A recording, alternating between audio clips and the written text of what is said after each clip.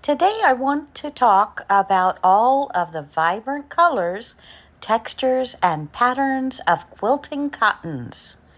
Hello, my friends, and welcome to Where Wendy Creates. Today we are in Joann Fabrics, but I do want to talk to you while we browse the aisles about Quilter's fabric. Have you ever wondered where these fabrics come from and how they're made? Today we're going to take a look at the journey of quilting cotton from the cotton field to the fabric store. Let's start at the very beginning. Did you know cotton, the main material in quilting cotton, starts its journey in the fields? Cotton is a natural fiber grown from the cotton plant, and it thrives in warm climates. The United States, India, and China are among the top producers of cotton, but it's grown in many other parts of the world as well. The cotton plant produces fluffy white bolls, which are harvested once they've fully matured. This process is usually done in late summer and early fall. The bolls, BOLLS, are collected either by hand or using mechanical harvesters. After harvesting, the cotton is sent to gins, where it's cleaned, removing seeds and separating the fibers from the rest of the plant. Once the cotton is clean, it's sent to a textile mill. This is where the magic of turning raw cotton into fabric begins. The cotton fibers are spun into yarn, which is then woven into fabric. The weaving process can vary depending upon the desired fabric and type, but quilting cotton typically uses a plain weave, creating a tight, sturdy fabric perfect for quilting. After the fabric is woven, it's treated with various processes. The cotton might be bleached or dyed to achieve the desired color or pattern. This is where the fun begins. Designers and manufacturers use techniques like printing, dyeing, or digital printing to add intricate patterns that will eventually appear on your quilt. Some fabrics are even treated to be pre-shrunk, ensuring they maintain their size and shape after washing. Now comes the fun part, the design. Fabric designers create collections based on themes, whether it's vintage florals, geometric patterns, or holiday prints. These designs are then printed onto fabric, ready for sale in quilt shops and fabric stores around the world. Quilting cottons are made with a slightly heavier weight than regular cotton fabric, giving them durability quilters love. Now let's have fun, my friends. Shout out, hit that comment button. Let me know what fabric stores you normally go to. Do you have a Joann Fabrics in your town or city or county or province?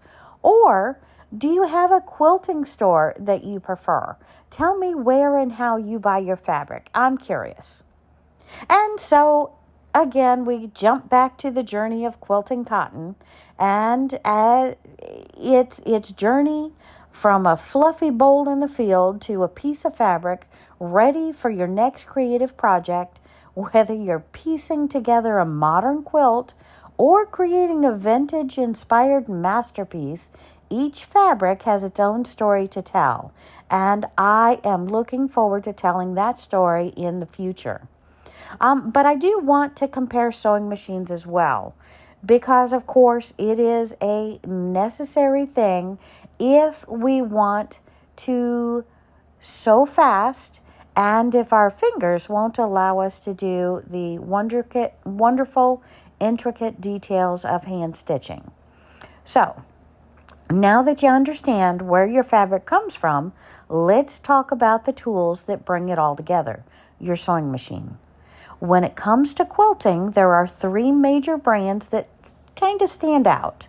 The Singer, the Janome, and the Brother. Now, yes, there's a million others, and we're going to get to them, but I'm just going to talk very briefly about these three mainly today, because, again, there's so many to cover.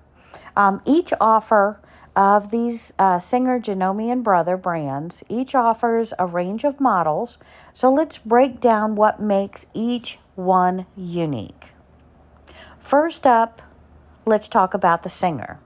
This brand is one of the oldest names in sewing, with a history dating back to the 1800s.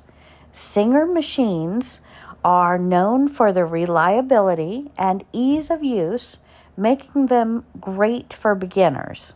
They offer a variety of models from basic mechanical machines to high-tech computerized models with multiple stitch options.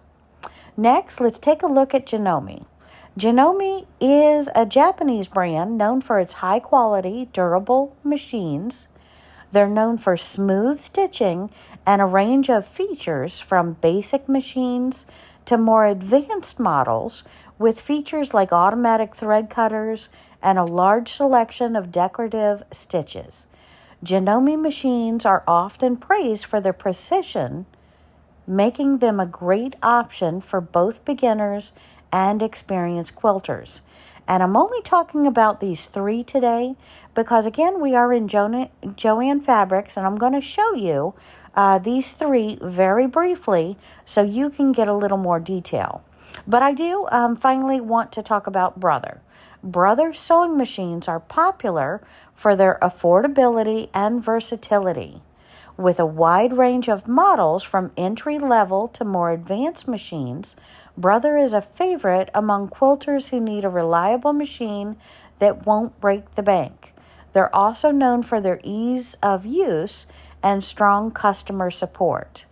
So again, it's kind of hard to choose a sewing machine, but you want to consider their look, consider their features, their strengths.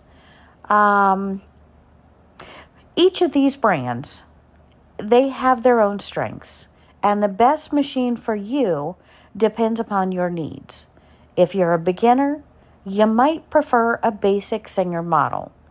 If you're an experienced quilter looking for precision, you might opt for the Janome.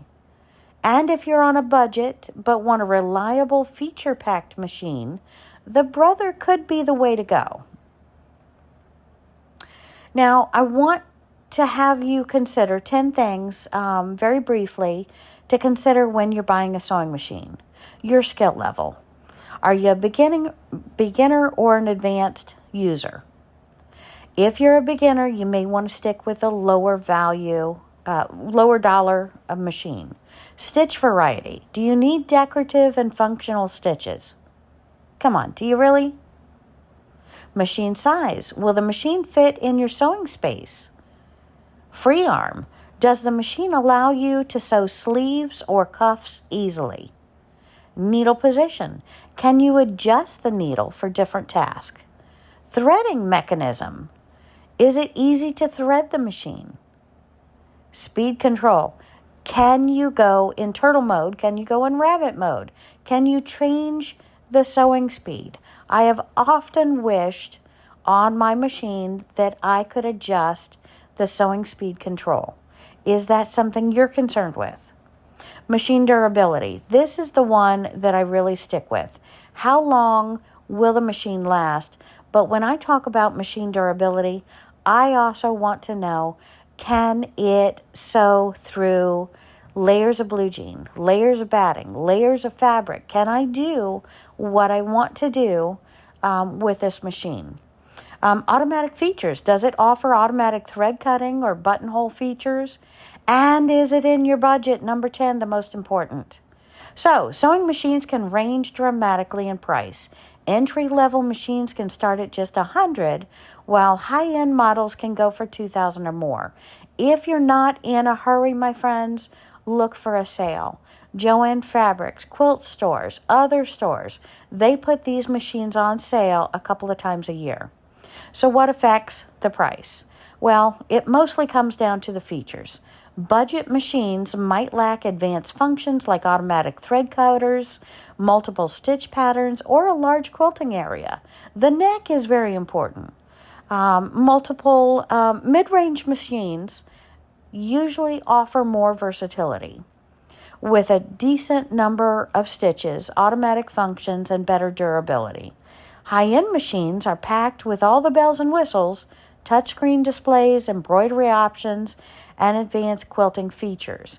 If you plan on sewing frequently or tackling larger quilting projects, investing in a more expensive machine would be worthwhile.